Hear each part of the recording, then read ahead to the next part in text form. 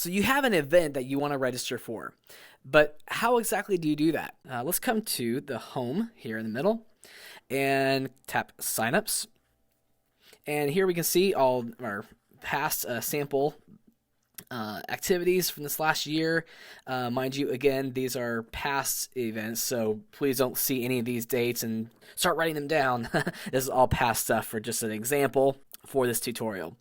We're going to come down here to the ski trip because this has a lot of options to it and so forth, which will be perfect for an example here.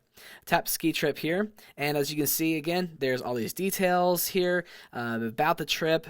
So if you're ever wanting to know about, hey, what are the plans for an upcoming trip or an event, this is a great way. So go to, again, the home tab, signups, and you can see all the description of it. You don't have to register for it then, but this is all the information for you to know.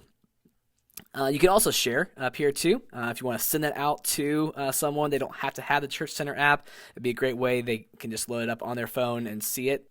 So let's come down here to register, once we're ready to register someone.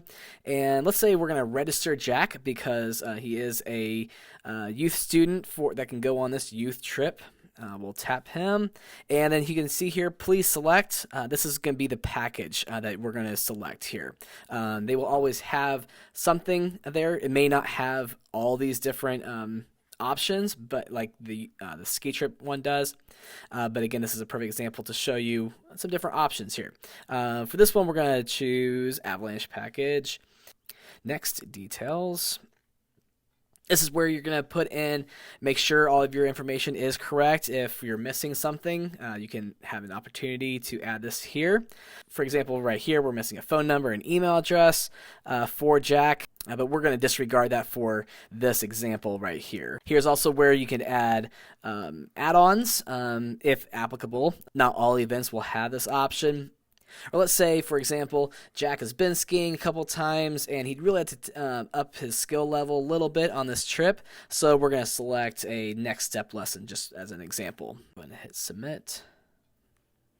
All right, so we'll review this here at this point. We can see what the total is. Here's where you can also add a discount code if applicable. If there's an event that we've said, oh, hey, by the way, if you do this, then be sure to enter in the code to take 10% off or something. That's where you would do it right here. And payment methods. Here's where you can put in a credit card or debit card if you'd like.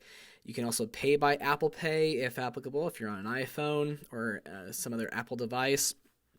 Now, pay later is great if you'd like to just pay later at a different time, or if you would like to use a youth account for youth trips. So let's say your student has been on some fundraisers and you would like to use some of their youth account that they say have, let's say, $200 and their youth account here in the office. This is where you would select that. Select pay later and then follow up with an email. And I will then make sure that gets squared away in the finance office. But we will need documentation. So please be sure to email me at the email address listed right here below on the screen. And we will make sure that gets taken care of. And then we'll hit register. And they are registered. You will receive a confirmation email along with any additional forms that are required for you to do.